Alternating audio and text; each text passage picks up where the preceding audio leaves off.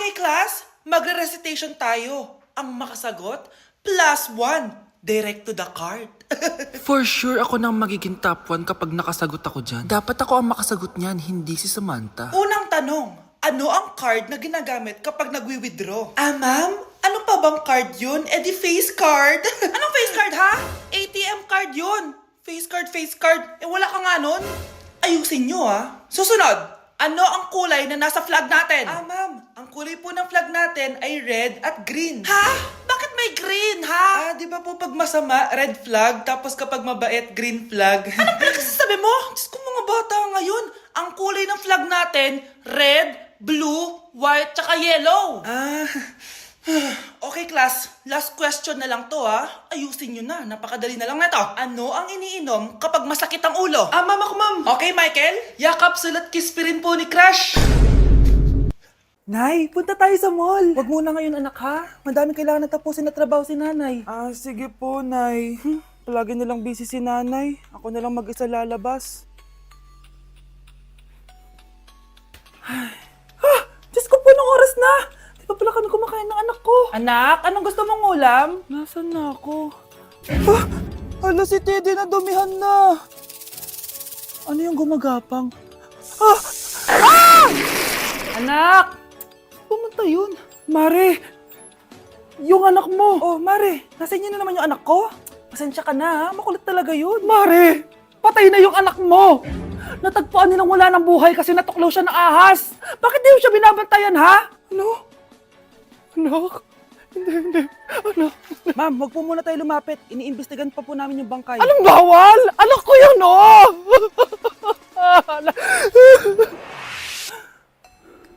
Nay, punta tayo sa mall. Anak, buhay ka.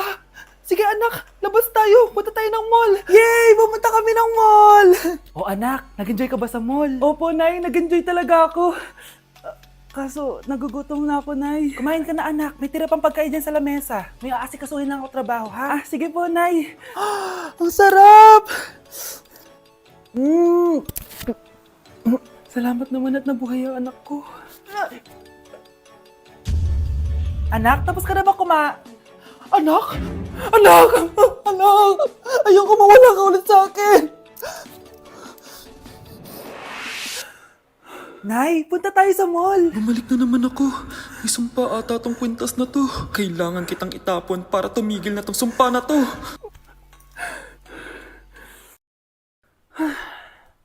Teka, kwintas ba yun?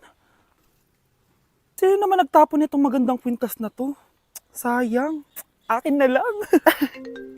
Tumatawag? Hello? Hello, ma'am. Kayo po ba yung nanay ni Samantha? Nabangga po kasi siya. Kailangan Ano? pumunta dito sa ospital. Nasagasaan anak ko! Anak, bumili ka nga ng paminta kila Aling Bebang. Isa lang ha. Sige po, Nay.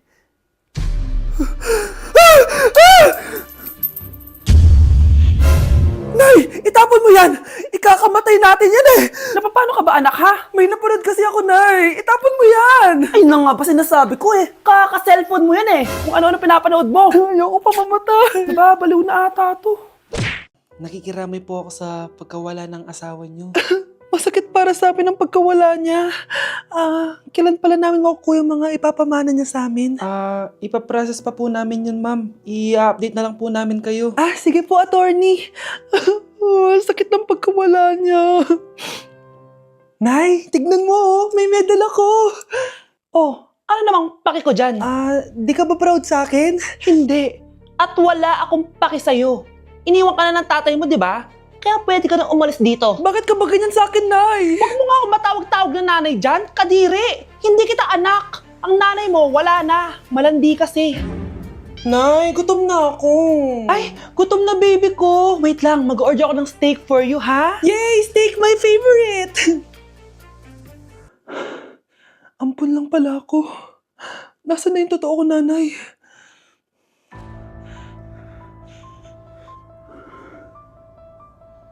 Tulog sila.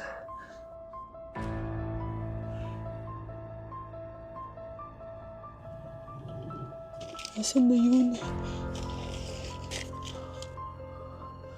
Ito ba si nanay? Ay! Sino ba ito tumatawag na to? Muntik na yun. Attorney? Hello ma'am, may update na po sa ipapamana ng namatay niyo pong asawa. Sige. Punta ka dito sa bahay. Sa wakas, ito na yung araw na pinakahihintay ko. Hoy, ikaw! Pag dumating dito si attorney, magtago ka. Hindi niya pwede malaman na may isa pang anak ang asawa ko. Sige po. Ma'am, nakuha na po namin yung last will and testament ng asawa niyo. Ang nakasulat po dito ay, ang 50% ng kayamanan niya ay mapupunta po sa inyo. Mali ata yan, attorney. Dapat 100% ang mapupuntang kayamanan niya sa amin. Kami lang ang pamilya niya eh. Bali ma'am, ang nakasulat po kasi dito ay ang isang 50% po ay mapupunta sa isa niyang anak. Ano? Baka yan yung isa naming anak na nawala? Oo, sa amin na lang yan. Ako ang isa pang anak ni Ramon. Baka yan yung isa naming anak na nawala? Oo, sa amin na lang yan. Ako ang isa pang anak ni Ramon. Oh, akala ko ba nawawala yung isang anak ni Ramon? Attorney naman, huwag ka maniwala dyan. May sakit kasi sa utak yan. Wala akong sakit, attorney. Maniwala ka, please. Kailangan ko pa ng sapat na ebidensya para maniwala ako sa'yo. Sige na, babalik na lang ako. Ito na ba yung bagong bahay ng anak ko? Ikaw, babae ka? Sinubukan mo pang agawin sa amin ang kayamanan ng tatay mo? Ang sama nyo, tita! Gusto nyo kunin lahat! Well, hindi naman maniniwala sa'yo si attorney dahil wala kang ebidensya. Tao po, attorney po ito. Nandiyan si attorney. Halika dito! Ayan, ikukulong muna kita dito sa bodega hanggat hindi ko pa nakukuha mga kayamanan. Yes, attorney! Hawak ko na ang 100% ng kayamanan ni Ramon. Nandito na ang titulo, papeles at cheque ng mga kayamanan niya. Salamat, attorney, ha? Scarlett, hindi ko na alam kung ano nangyayari sa nanay ko. Pero huwag ka mag-alala, ako bahala sa'yo. Kailangan na matigil tong pinagagawa ni nanay. Tao po. Sino ka? Ako po yung nanay ni Scarlett, yung anak din ni Ramon. Totoo ba to? Pinagsasabi mong babae ka? Kami lang ang pamilya ni Ramon. Attorney, huwag ka magpaniwala dyan. Peke yan. Hindi to peke. Pwede mo ipacheck to sa attorney. Kaya ilabas mo na siya. Kinulong po ni nanay si Scarlett sa bodega. Ha? Anak?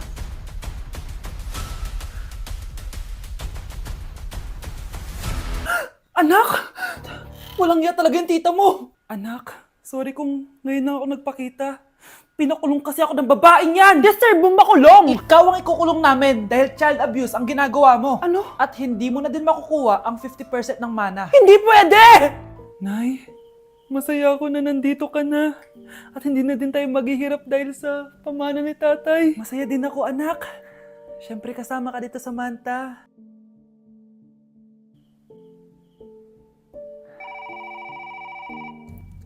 Ano ba? Bakit tawag ka ng tawag, ha? Oo, wala silang kaalam-alam. Sige na, baka mahuli pa tayo. Sa wakas, sa atin na ang mana. Maghahati tayo dito. Palayasin mo na yung mga batang yun, ha? Ako bahala. Ang galing talaga natin magpanggap, babe.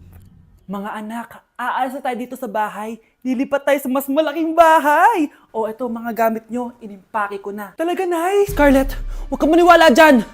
Nagpapanggap lang yung nanay mo. Samantha, ano yung mga pinagsasabi mo? Magjowa sila ni attorney. Sinet up nila tayo. Ganyan ba ang ugali mo, Samantha? Kaparehas ng nanay mong sinungaling? Samantha, ano ba? Kung ayaw mo sumama, edi wag. Sige!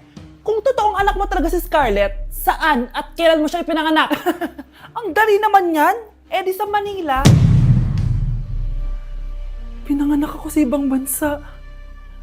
Hindi ikaw ang nanay ko. Ay, oo nga pala, sa ibang bansa pala. Sorry, nakalimutan ko. Ang dami namang drama. Total, nasa amin na ang mana. Umalis na kayong dalawa. Kung ayaw niyong pati kayo, ipakulong ko.